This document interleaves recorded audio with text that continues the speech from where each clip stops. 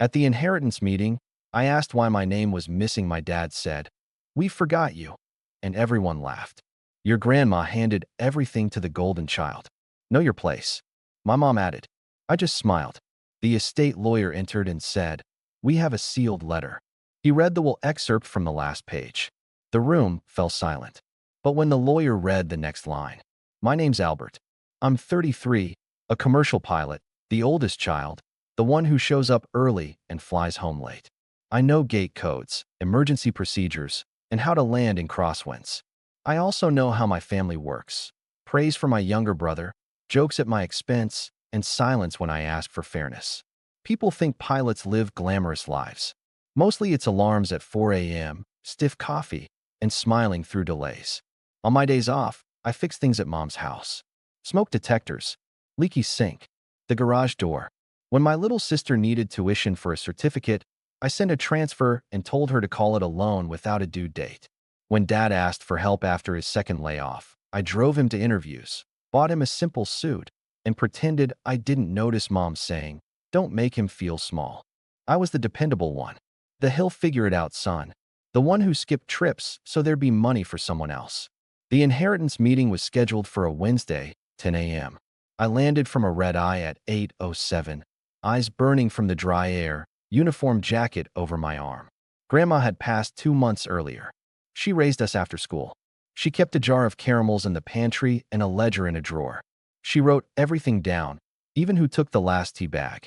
She'd say, "The only way to stay kind is to stay clear." I believed her. We met at the lawyer's office. Walnut table. Little glasses of water sweating onto coasters. My brother, Mark, arrived in gym shorts and a hoodie, gold chain flashing. My mom straightened her blouse and hissed, "Don't start anything," like I'd planned a fight. Dad kept his sunglasses on indoors. My sister hugged me and whispered, "You look tired." I did. I hadn't slept. The trigger hit before the lawyer even sat down. I checked the printed list on the table, names and allocations. My name wasn't there. Where am I? I asked, calm, like I'd asked for extra napkins. Dad didn't blink. "We forgot you," he said. Mark laughed through his nose. Mom added, "Your grandma handed everything to the golden child. Know your place." She nodded toward Mark. He took care of her. "You were always gone." "I was flying," I said. "Exactly," Mom said. I felt my jaw tighten for 1 second. Then I smiled. A pilot smile. The one that says we'll hit turbulence, but we'll be fine. The estate lawyer came in, gray suit, precise voice. "We have a sealed letter," he said. He opened a thick envelope and read Grandma's handwriting. He started on the last page. The room went silent. My mother's mouth flattened. Mark leaned back and folded his arms like he already knew the ending. Then the lawyer read the next line. And the room changed. "And if anyone laughs," he read, "stop and check the math." No one moved. Even the AC seemed to hold its breath. I didn't say a word. I just watched. You don't become a pilot without routine. Mine started long before I ever flew. At 17, I worked mornings at the airfield cafe for tips and afternoons washing Cessnas for free flight time.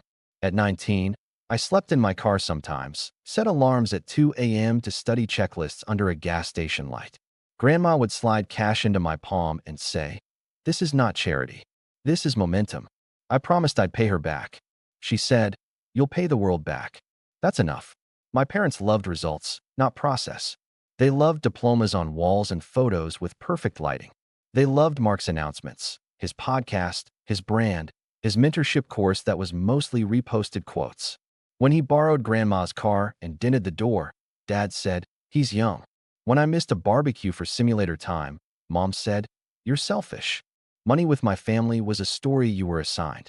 Mark's story, he was one big breakaway. My story, I was fine. Fine meant I paid for things without mentioning them.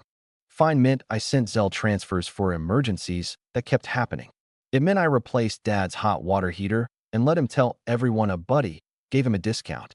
3 years ago, when Grandma fell and broke her hip, I picked up red ice to be in town.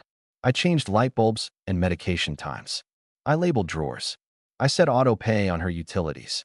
Mark posted a selfie eating soup with her and wrote, "Time is the real wealth." He stayed for 20 minutes. It got worse after Dad's second layoff. Mom started saying, "Your brother's under pressure, Albert. Help him just this once." Just this once ballooned the way temporary leases become 5-year plans. Mark asked for $3,000 for a coaching certification, then $4,500 for inventory. When I hesitated, he'd send a voice note. Bro, you don't get it. The algorithm's about to turn in my favor. It's the window. He said window like gravity didn't apply to him. One night, Mark called at 11:54 p.m. I need $7,200 by tomorrow. The course closes at noon. I'm on a 6 a.m. departure, I said. No. He went quiet. Then, wow. Thought you were family. The line went dead. Mom called 5 minutes later. He's your brother. I know, I said. You should help him out just this once. Her voice slid into the old groove. He's trying to better his life. He's trying to buy time, I said. With my hours. Silence. Then the gentle blade. You've always been selfish. I swallowed the heat rising in my throat. I have a flight, I said, and hung up. It should have ended there, but family systems don't end. They recycle. The next day, I stopped by to fix their thermostat. Mark was on the couch, controller in hand. He smirked as I walked in. Still not going to help? Nope. He stood, paced to the hallway, and blocked it with his body. Say you're sorry, he said, grinning, like it was a joke. For what? For forgetting who runs this family. I didn't answer. I stepped around him, swapped out the thermostat batteries, and left. That night, a cousin texted me a screenshot of the family group chat. Mark, Albert's making money his whole personality. An aunt replied with an eye-roll emoji. Mom wrote, he's not good with people. I scrolled in bed, the room blue with phone light, and felt something cold settle. Anger burns fast. If you let it cool, it turns into something sharper. Patience. I logged into my accounts and changed passwords.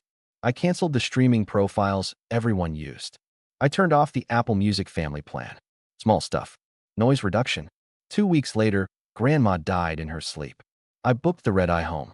At the wake, Mark shook hands like a candidate. We're doing a fundraiser in her honor, he told anyone with a pulse. He added, I'll run it. He didn't ask. He declared. After the funeral, there was a family discussion at Mom's kitchen table. My name was a chip they slid around when needed.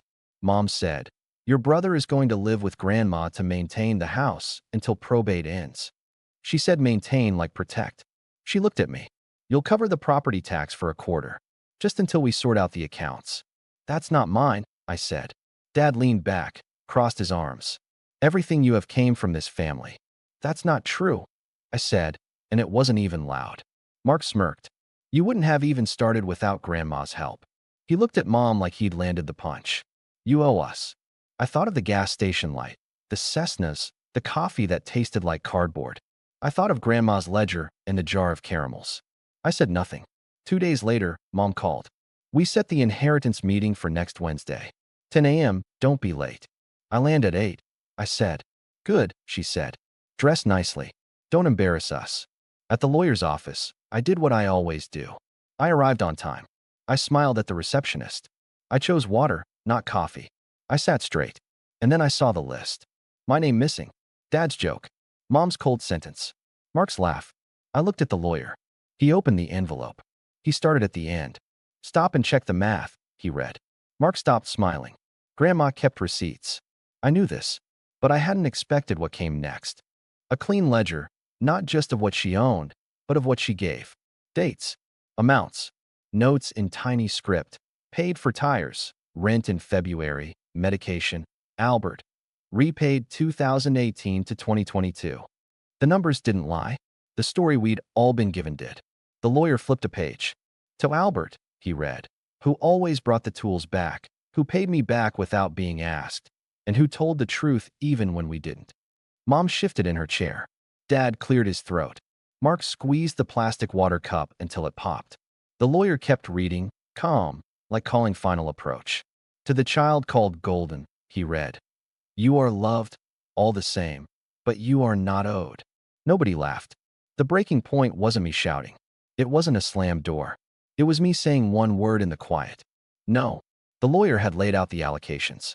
Grandma's house to be sold, the proceeds divided a certain way. A small trust established. Specific items gifted. Her recipe book to my sister, her wedding ring to me for the woman you choose, her ledger going to the lawyer for the record. There was a clause. If anyone contested, their share reduced to $1. Grandma had done her homework. Mom leaned forward. "We will not sell the house," she said. "Mark needs a base. It makes sense he holds it until he can refinance. Family stays with family." The lawyer cleared his throat. "Mrs. Garrison, the will is guidance," Mom said. "We'll do what's best for us." That's when I spoke. "No." The room rippled. Mom turned, slow. "Excuse me." "No," I said again, steady. "We follow the will." Dad laughed once, sharp. "You think you can force us?" "I don't have to," I said. "She already did." Mark leaned forward. "Bro, be smart. Let me hold it for a year. The market is trash now. We'll all benefit if I play this right." "Play," I echoed. "With what money?" He blinked. "With the funds," he said, like there was a line I'd missed. "The funds you withdrew from Grandma's account in the last 3 months." I asked, light as a weather briefing. "The withdrawals you labeled groceries that were ATM pulls at a casino ATM and a sneaker store?" Mom's face changed. "Albert, that's private." The lawyer tapped the ledger. "Mrs. Garrison, your mother authorized copies of her statements to accompany her will." I slid a simple folder from my bag. I didn't make a speech. I laid out printed statements with yellow highlighter. Dates. Amounts. A screenshot from Mark's public story, his new watch. A timestamp. I keep receipts. It's my job. Mark knocked the water over. "You're really going to do this to family?" "You did this," I said. "I'm naming it." Mom pointed at me. "You have always looked down on us. On your brother." "I have paid your bills," I said. I never called it out loud. "Albert," Dad snapped, "lower your voice." I swallowed. I looked at my sister. Her eyes were glassy. She whispered, "Is it true?" Mark rolled his eyes. "It's called cash flow." The lawyer folded his hands. "The will instructs the executor to freeze the estate accounts immediately and to list the property within 30 days. It also instructs that any pre-sale occupancy be charged fair market rent payable to the estate." "Rent," Mark barked. "I'm family." "We are all family," I said. "We all read the same lines." Mom tried another angle. "You're gone most of the month. The house needs someone." "Mark is here." "The house needs to be sold," I said. That's what she wrote. Mark stood. He tried a glare. It landed like a pout.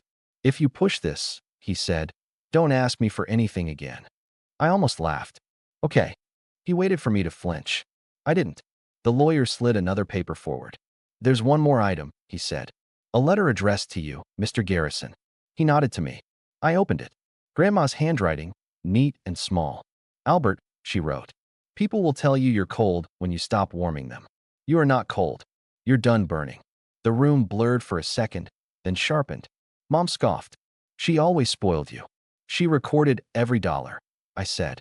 "She spoiled the truth." I turned to the lawyer. "I won't contest anything. I'll sign as written. I will not cover anyone's side deals. I won't be the bank." Mom tried one last thing.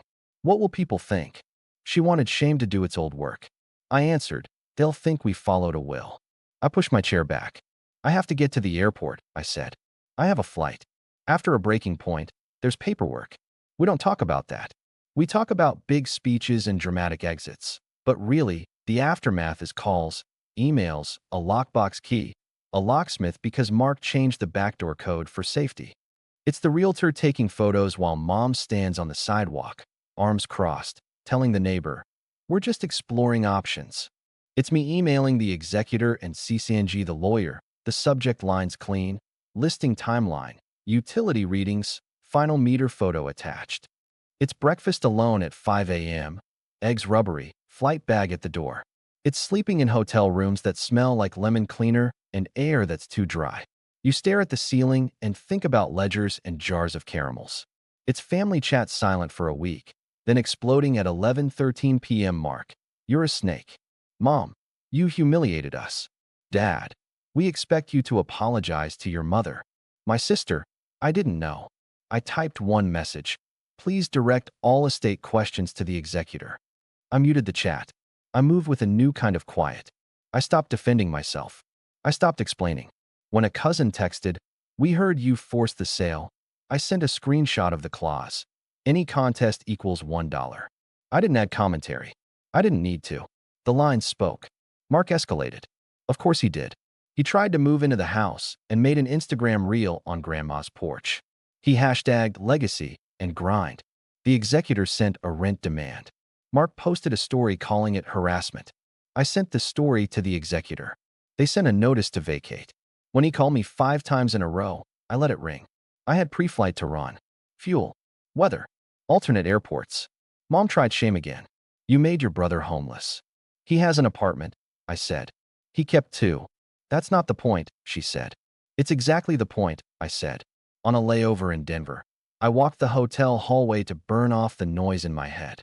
A passenger recognized me from the flight and said, "You looked calm in that turbulence." Thank you. I nodded. That's the job, I said. I thought, it's also the life. 2 months in, we had a buyer. A young couple with a baby. They loved the kitchen and the big maple in the yard. I stood in the empty living room, the carpet lines still visible from the cleaner, and I felt it in my chest, grief and relief braided together. I touched the wall where Grandma used to lean to tie her shoes, the paint a shade lighter there. I said, "Thank you," out loud and hoped nobody heard me. When the sale closed, the checks went out per the will. No surprises. No corrections. Mark got less than he'd fantasized, more than he deserved. Mom texted, "It's not enough." I didn't reply. That week, my life got bigger and quieter at the same time. I flew an Anchorage run I'd been bidding on for months. Long stretches of blue and white.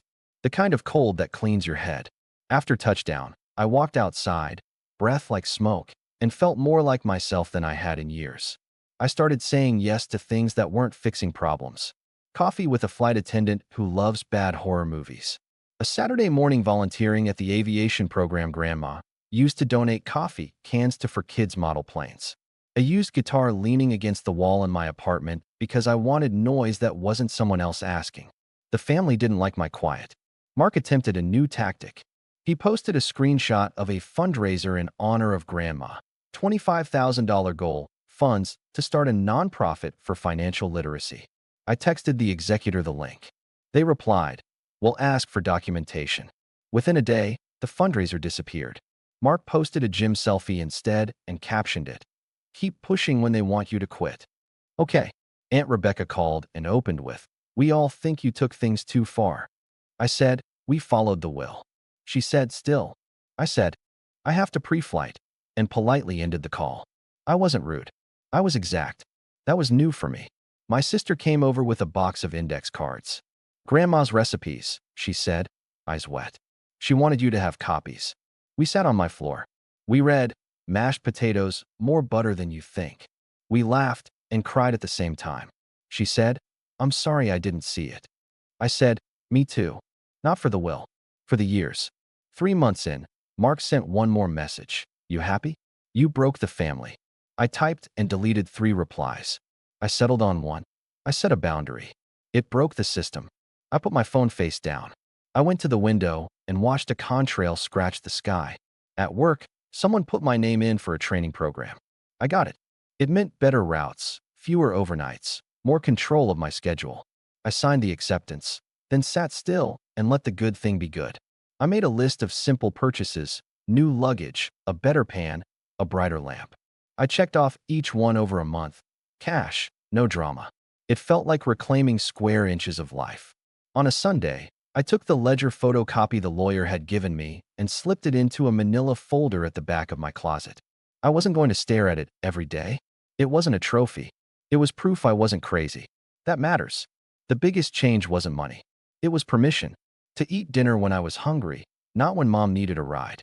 To say yes to a movie on a Tuesday. To turn off my phone and sleep. To believe that care can be quiet and still be real. One night, I dreamed of Grandma. She was at the kitchen table counting caramels into a bowl. She looked up and said, "We don't keep score to win. We keep score to know when to stop." I woke up with my chest unclenched in a way I hadn't felt since I was 19 under a gas station light. I made coffee and texted my sister a photo of the sky from my balcony. She sent back a heart. No one else texted me for 2 days. It was bliss. The final phone call came on a Thursday afternoon, right before pushback. "Mom." I let it go to voicemail. We took off. We climbed through a thin layer and leveled into bright air. 2 hours later, on taxi in, I listened. Her voice was small. "Albert, your brother needs money for a retainer. He's in trouble. Just this once." For me, I closed my eyes. The old script tried to play. For me. Just this once. I deleted the message. That night, I wrote down what I'd learned, not for a blog, not for a post, just for me. It was short. Love doesn't mean access. Boundaries are not cruelty. I am not cold. I'm done burning. I put the paper in the same folder as the ledger copy. I cooked dinner. I washed the pan. I set my alarm for a reasonable hour and turned my phone face down. A week later, my sister and I met at the park. We sat by the big maple, not grandma's, but close enough in spirit. She said, "They're saying you don't care about family." I said, "I care about truth." She nodded. "Me too." She took a deep breath. "I'm moving out. I got a cheap place with a friend. I'm going to pay my own bills." I smiled. "You'll be okay," I said. She grinned. "I know." On my next Anchorage run, I carried Grandma's ring in a small velvet box in my flight bag. Not because I was ready to use it, because keeping it with me felt right. The airplane hummed. The cabin lights were low.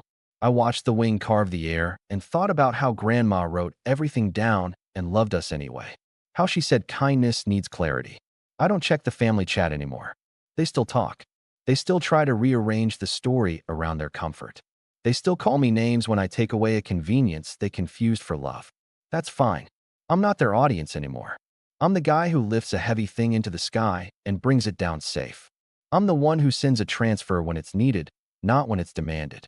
I'm the son who will show up for truth even when it's inconvenient, even when it's lonely for a while. People ask if I feel guilty. I say, I feel free. Then I add, I feel honest. They look surprised, like freedom and honesty are the same word. Maybe they are. Some nights I still wake up at 3 a.m. with old guilt jangling in my chest. The difference is what I do next. I pour water. I stand at my window. I breathe. I say out loud, I'm not cold. Then I go back to bed. The morning after one of those nights, I found an envelope under my apartment door. No return address. Inside was a photo of Grandma sitting at her kitchen table, the ledger open, a caramel halfway unwrapped. My sister had slipped it there on her way to work. On the back, she'd written, clear and kind. I put the photo on my fridge. It doesn't glow like a notification. It doesn't argue. It just sits there reminding me of the rule that finally saved me. Keep score to know when to stop. Then stop. Live. So here's the moral, simple and clean. I won't let anyone, not even family, spin me past empty. I won't hand over my name to buy their comfort. I'll choose quiet love over loud debt. That's my place. And I know it now.